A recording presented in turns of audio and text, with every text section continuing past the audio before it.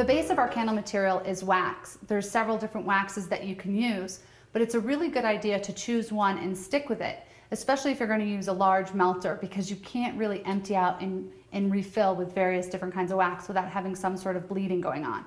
So it's a good idea to choose one and stick with it unless you're going to expand your candle making system. The first that I'm going to talk about is soy wax. Soy wax is a derivative of soybean fat. It's an all-natural material. It's actually biodegradable. Soy is a great product. You can find it a lot in retail stores in container candles, and that's the only way you should find it.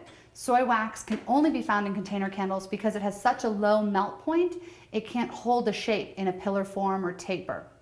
So if you ever see a soy candle outside of a container, it's not soy. The next product we're going to talk about is palm wax. Palm wax is a derivative of vegetable oil, and it's usually called stir-in. It's a really high melt point wax, and it's great for using in tropical environments. It can be used in any project that paraffin is used in. However, it has some downsides. Because of the hardness of the material, it doesn't glow very well when you burn your candle, and it also doesn't blend well with fragrances, so it can be really difficult to scent. The third option we're going to talk about is beeswax. Beeswax is the oldest base wax available, and it comes straight from bees. And because of that, it varies from region to region. And for that reason, it's difficult to get a consistent product with beeswax. But once again, you can use beeswax for everything that you can use paraffin for. Beeswax additionally has a tendency to smoke a bit, and that smokiness, if you burn enough candles, can create a tinge on your walls. The fourth option is paraffin. Paraffin is the wax that I use. You typically find it in 10-pound bricks, and it's usually around $1 to $1.75 a pound. If you're going to buy it from a big chain store, it's probably going to be a blended wax. Now that's not the end of the world. I use blended waxes all the time, but you want to know how it's going to behave. So having an idea and testing your wax is a good idea if you're using a blended wax. I like to get my wax from specialty suppliers online, and I like to get a pure medium melt point wax that melts around 140 degrees. This allows me the most versatility in using the wax. I can use it for containers, pillars, tapers, you name it. So in terms of getting wax, once you start looking on the market, you want to make sure that you buy a US purified wax. This is crucial because the US has really stringent purification requirements for paraffin. Not all other countries do. So you want to make sure that you buy a US made wax. And that actually will only have about 0.5% oil in the entire product. So it's a really low oil content and will burn very cleanly. When we talked about our wax, I really recommended getting a pure unblended wax. And the reason being, I like to add my own additives and have control over what goes into my wax. So starting, stearic acid is probably one of the most required additives. Stearic acid provides a hardening effect to your candle, extends the burn time. Almost every wax will need it, anywhere from 1 tablespoon to 4 tablespoons per pound. Depends on the wax base. So you kind of have to play around with it to get the right texture to your candles. The next one that we're going to talk about is modeling. Modeling provides a really nice, fun snowflake finish to your candle. And to get this finish, you're going to need two things. You're going to need to add the modeling additive and fragrance. The modeling additive looks a lot like stearic acid. The big difference is that it's flakier and it performs differently. When you add the modeling to the candle wax and you add candle scent, stir vigorously, the scent and the modeling interact and create that snowburst effect. So it's a really fun additive. Anywhere from a half a teaspoon to a full teaspoon per pound will give you a nice snowflake. It really depends on what you want in terms of density. If you want it really sparse, less is more. The next additive is Vybar. This is an olefin-based polymer. I use it sparingly. The manufacturers say you can use anywhere from a half a tablespoon to a full tablespoon. I typically recommend using just about a pinch. A nice pinch will give you this really beautiful glossy effect to your candle. So Vybar provides a glossy effect to your candle. It also increases the fragrance or the intensity of the fragrance. And finally, the kind of bummer of Vybar is that it kills your glow through. So that's why I always use it sparingly. A pinch usually does me just right. The next additive that you'll see on the market in abundance is UV inhibitor. I typically don't use UV inhibitor, I just make sure my candles are out of direct sunlight. But if you were to place a candle in direct sunlight, the color would bleach out and fade really quickly. So a UV inhibitor can really help deflect that effect. My advice, just keep your candles out of direct sunlight. They're not friends of sun. They can melt, they can fade. It's just easier to leave out the UV inhibitor and keep them out of direct sunlight. There's new additives on the market every year. I recommend going on the websites and checking them out. Before you purchase a new additive, my one high recommendation is to look at what is in that additive and how it's going to behave so that you know what you're actually adding to your project. Is it a pollutant? Is it good? Is it bad? If you research it, you'll know all that information and be able to make an informed decision for yourself.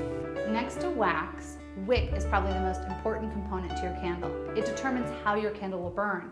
And at the end of the day, we all want beautiful burning candles. So paying attention to the wick you choose and the wick you use will guarantee that you have successful results in the end.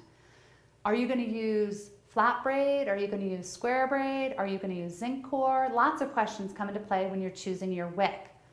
I tend to choose my wick, and you should choose your wick based on how you're going to use it.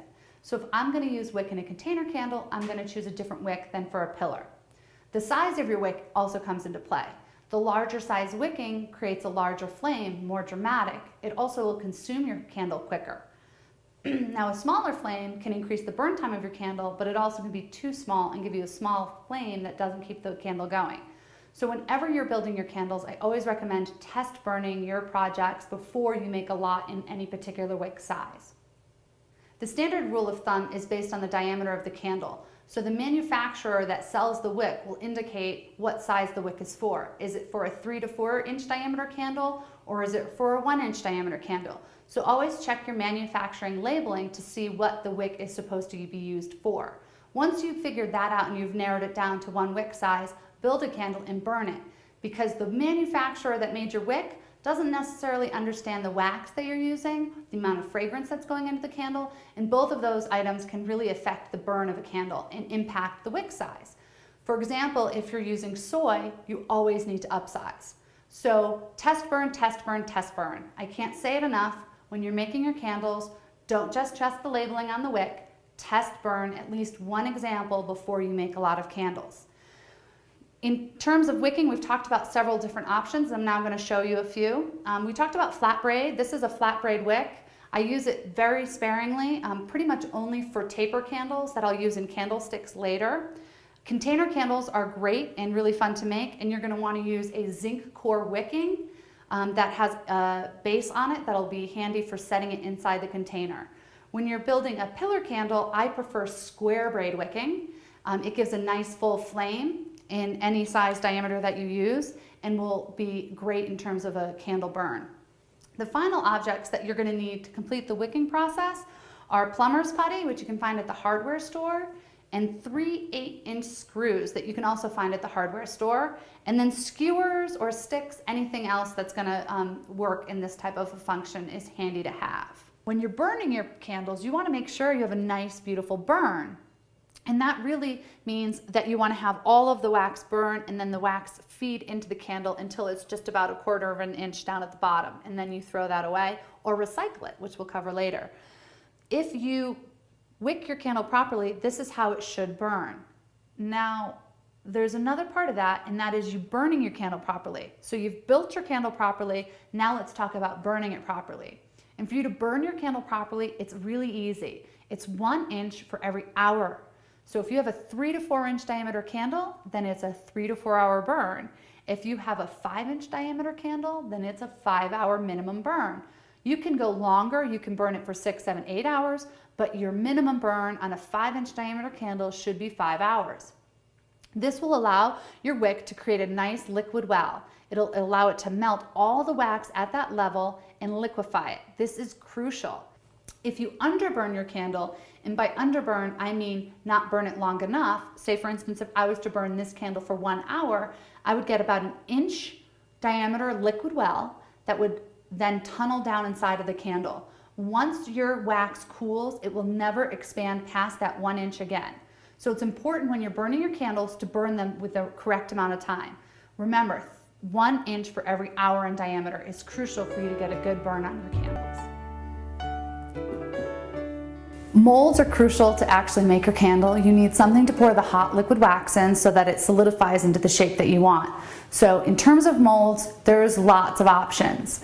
On the low end, you can use milk cartons and found objects around your home, coffee cans, things of that nature that you makeshift into a candle mold. Typically those can only be used once. You have to destroy them to get the candle out. When you're choosing to find these items, make sure that you don't choose something that has a shape where it goes in. You want something that's more of a cylinder so that the candle will be steady and even. These items tend to be a little bit flimsy, and if it's anything besides a square or a round item, it tends to lose its shape really quickly. The next step up from that would be going to the thrift store and buying cocktail glasses, tempered glass, containers, other things that you could pour wax into. From there, you can go to the home stores and use muffin tins, and you can even do some really fun candles in pie tins. So the options there are really fun. And then the final, which is the high end, is going to the craft store and actually purchasing plastic or metal molds. In terms of plastic molds, they tend to have more seams than a metal mold, and they tend to be 2 pieces. So you have to put plumber's putty all around that seam to make sure that it doesn't leak. Additionally, the plastic requires you to make sure that your melt point of your wax is a little bit lower so that you don't melt your plastic mold. So you can't use 190-degree wax in a plastic mold. You pretty much don't want to go above about 165 on a plastic mold, which will limit the amount of finishes that you can do in that particular mold.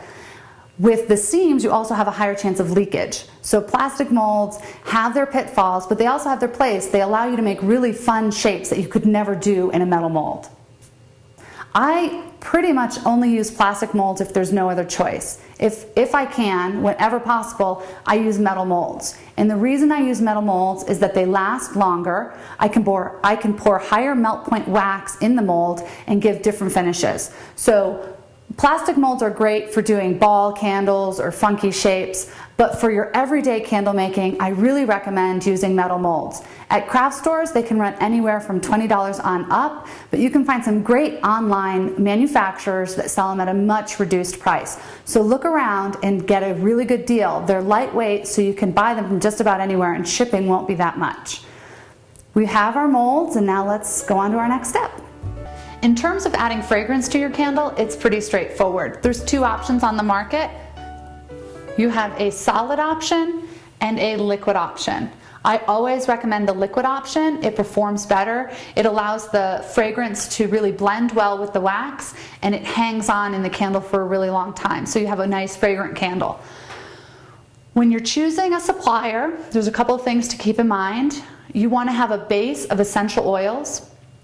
On top of that, you're going to need to have a little alcohol. That alcohol will help blend your fragrance with your wax. And the reason you need that is that wax is oil-based. Your fragrance is also oil-based. So you need something to help blend the 2. However, you want to be really careful because you don't want to have a lot of additives or alcohol. So try to find a supplier that keeps alcohol to a minimum and doesn't have any other additives in there. That's crucial. A really clean burning fragrance is worth the price. It'll pay off tenfold over time of your candle and you're burning it. When you're looking at a supplier, I always recommend starting small and then working your way up. These are half-ounce sample bottles. They're really great, they're inexpensive, and they allow you to see what kind of material they're offering before you get into the larger 16-ounce bottles. Another mid-range is an 8-ounce bottle. This is really handy if you're familiar with the supplier but you're not sure about the fragrance. This is a great way to go, middle of the road. Once you start adding your fragrance to your candle, you want to make sure not to add too much. The typical rule is 1 ounce per pound. That'll add about 12% saturation for your candle. You do not want to exceed this. And the reason is your candle can't hold it and it'll sweat the fragrance out. It'll leave an oily surface on the exterior of your candle that eventually will create pock marks, and your candle won't burn well. So it's a double whammy. And by not burning well, I mean that when you light it, the candle will spark and sputter rather than having a nice even burn. So it's important, no more than 1 ounce per pound is necessary for a nice fragrant candle. My personal taste is about a ½ ounce per pound, and I'm happy as a clam. So play around with your fragrance supplier and see what kind of fragrances they have. And once again, it's up to you in terms of how much saturation you want. Just remember, no more than 1 ounce per pound.